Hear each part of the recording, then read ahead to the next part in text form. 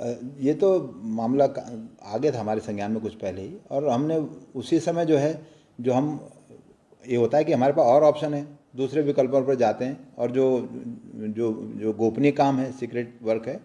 उससे हम पहले ही उनको हटा चुके हैं। तो वो काम चलता रहता है आयोग में, और जब अगर संज्ञान में कोई, संज्ञान में भी ये बात आती है, ये तो जांच तो अब हो रही है, तो उसके आधार पर भी हम कार्रवाई करते हैं, और इस मामले में भी हमने कार्रवाई की है, और जो जो सीक्रेट वर्क है वो पहले ही हटा चुके हैं। और दूसरा सर, ये जो आगे जो एग्जाम आपके आ रहे हैं 31 तारीख को, उसमें क्या इस कंपनी का उस तरह का इन्वॉल्वमेंट तो नहीं होगा जैसे पहले दिसंबर में? वो बिल्कुल नहीं, क्योंकि जो अगर कोई बात संज्ञान में आ जाए तो आप सीक्रेट टाइप के कामों में नहीं ले सकते। हाँ। जो सर्विसेज हैं जिनको हमें थोड़ा चेंज करने में समय लगेगा, और वो कुछ वैसी सर्विसेज नहीं है, एलाइन सर्विसेज है, वो हम उनसे ले सकते हैं, पर शेष सर्विसेज हम नहीं लेंगे उनसे। अभी जो निर्धारित शेड्यूल है वो तो हमारा 31 जुलाई को एक एग्ज़ाम है, मुख्य आरक्षी दूरसंचार विभाग का 272 पदों के लिए, तो वो एग्ज़ाम अभी होगा, उसमें कोई हमने स्थगित नहीं किया है। 21 तारीख को नहीं, 31 तारीख को, 31 जुलाई को, 31 जुलाई को,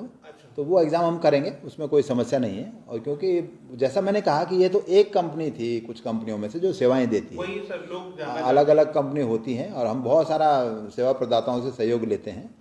और कम से कम मैं समझता हूँ कि एक नहीं कई सारी कंपनीज हैं जिनसे हम काम लेते हैं, तो वो स्थिति नहीं है कि ये कंपनी हो गई तो एग्ज़ाम का क्या होगा, ऐसा स्थिति नहीं। सर, लोग ये जानना चाहते हैं कि जो ये कंपनी है RMS, जो कंपनी टेक्नो सॉल्यूशन जो कंपनी है, इसका क्या रोल था जब ये पेपर लीक का मामला है, तो किस तरह से उस समय उसका क्या रोल था, और उसके बाद अब क्या रोल में आपने रखा गया, कैसे के प्रकरण शिकायतें आने के बाद आपने उसके रोल को हटाया गया है, ये पूरी थोड़ा डिटेल में बताइए। मैं ये बताना चाह रहा हूँ कि अभी तक हमने 90 परीक्षाएं की हैं, और ये पहली बार पेपर लीक का मामला बताया गया है, और ये भी अभी शुरुआती जांच का है, कंफर्म नहीं है, तो ये कंफर्म होने के बाद ही पता लगेगा कि वाकई पेपर लीक हुआ था या नहीं हुआ था, या कितनी मात्रा में हुआ था। तो ये अभी जांच का विषय है, ये प्रारंभिक बात है, तो इसमें कुछ कहना मैं उचित नहीं समझता हूँ, जांच के बाद ही कुछ कहना उचित होगा। दूसरी बात यह है कि आयोग ने लगातार जब भी गड़बड़ी हुई है या प्रकाश में आई है तो उसका कठोर कार्रवाई की है, और 5 FIR हम खुद दर्ज करवा चुके हैं, वो आप लोगों को संज्ञान होगा, मीडिया को पता है। और उन सब मामलों में हमने, लेकिन वो भी मामले कोई भी लीक के नहीं थे, किसी में ब्लूटूथ यूज हुआ है, किसी में OMR में टेम्परिंग हुई है, किसी में डमी कैंडिडेट बैठे, अलग अलग मसले थे, लेकिन पेपर लीक का मामला अभी तक नहीं आया था। तो ये पहला मामला है जिसमें ये प्रारंभिक जांच में बताया जा रहा है कि पेपर लीक हुआ है, जिसका अभी पुष्टि होना बाकी है। तो उस कंपनी को उस रोल से हटा दिया गया है जो जिस रोल में ये? बिल्कुल, हमारे पास और विकल्प हैं, हमने ऑनलाइन एग्ज़ाम शुरू किए, इसीलिए जो ऑफलाइन में दिक्कतें आती हैं इस कारण से ऑनलाइन एग्ज़ाम हमने शुरू किए, टैबलेट्स पे एग्ज़ाम शुरू किए, और तरह से हमने इसमें परिवर्तन करने की कोशिश की है, और हमारे पास बहुत सारे विकल्प हैं, उसका कोई ये नहीं है कि ये कंपनी रहेगी। और कोई शिकायत आई है किसी भी कंपनी के बारे में तो निश्चित रूप से उसके ऊपर कार्रवाई होगी। इस परीक्षा में लगभग 2.5 लाख करीब कैंडिडेट थे, उनमें से लगभग 1,90,000 ने एग्ज़ाम दिया है, और लगभग 916 बच्चे इसमें जो सेलेक्ट लिस्ट में आए हैं,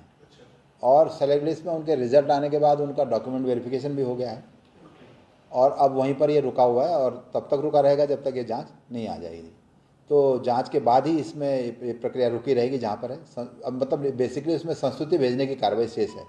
तो वो तभी होगी जब जो है ये जांच आ जाएगी, और जांच के बारे में हमें अंदाज मिल जाएगा कि उसमें क्या हुआ है, एक्चुअली वास्तविक में क्या हुआ है। कौन कौन सी पोस्ट के लिए एग्जाम दिए गए? ये 13 विभागों के 13 अलग अलग पद हैं, जिनमें जो है सहायक समाज कल्याण अधिकारी है, सहायक निदेशक उद्योग हैं, सहायक प्रबंधक उद्योग, ग्राम पंचायत विकास अधिकारी है, ग्राम विकास अधिकारी है। इसी तरह से ये 13 पद हैं, जिनके कुल 916 पदों के लिए ये परीक्षा हुई है। तो सर अब क्योंकि ये मांग भी हो सकती है, जैसे कि मामला सामने आया कि पूरी परीक्षा को रद्द कराया जाए या किस तरह से, तो पूरा क्या रहेगा, आयोग का क्या सोचना है इसमें, क्या उस नहीं, देखिए, आयोग ने तो सब कैंडिडेट से बातचीत की है, डॉक्यूमेंट वेरिफिकेशन के दौरान भी बात की है, तो बहुत सारे बच्चे ऐसे हैं जो अपनी मेहनत से पास हुए, और ऐसा नहीं है कि इसमें बहुत घपला हो गया है, ऐसा लगता नहीं है अभी हमको, और बाकी जांच में स्पष्ट हो जाएगा। तो आयोग का पहले भी यही है कि जो बच्चे मेहनत से पास हो रहे हैं उनके लिए हम उनके फेवर में कार्रवाई करेंगे, उनके अगेंस्ट कार्रवाई नहीं होगी, और जो जांच में आ जाएगा कि उनके विरुद्ध जरूर आयोग कार्रवाई करेगा। तो क्या ऐसा भी हो सकता है पार्शली कुछ रद्द कर दिया जाए, और कुछ अगर जांच में ऐसा निकल के आता है कि कुछ सेंटर में गड़बड़ी हुई? नहीं, ये बेसिकली चिन्हीकरण का मामला है, सेंटर का मामला शायद नहीं होगा, चिन्हीकरण का मामला होगा कि आखिर अगर पर्चा लीक हुआ, जैसे प्रारंभिक जांच में कल मीडिया से हमें भी पता लगा, तो वो कितने लोगों ने उसका उपयोग किया, ये एक मामला हो सकता है कि कितने लोगों ने उसका उपयोग किया है। तो उन पर केवल जांच करेगी जो बिल्कुल, अगर जांच जैसे भी जांच रिपोर्ट आएगी, ये तो जांच का भाग है, अब ये हमारा खाली अनुमान होगा कहना, लेकिन जो भी जांच जाएगी, जो भी जांच रिपोर्ट आएगी अंतिम, उसी हिसाब से हम भी कार्रवाई करेंगे। एक इम्पोर्टेंट सवाल और है सर कि अगर जांच रिपोर्ट लंबी खिंचती है तो क्या इन बच्चों का ये मामला भी लंबा खिंचता जाएगा? बिल्कुल, तब तक यथास्थिति रहेगी, क्योंकि ये आप हम नहीं कर सकते हैं कि किसी परीक्षा में गड़बड़ी आ गई है, हमारे संज्ञान में भी है और अब जांच में भी आ गई है, तो उसको हम आगे बढ़ाएं, ये उचित नहीं होगा परीक्षा की शुचिता के दृष्टि से, और हमारे जैसा आयोग की जो अपना कार्य करने की प्रतिष्ठा है उसके हिसाब से ये अच्छा नहीं होगा, तो उन्हें तब तक रोका जाएगा जब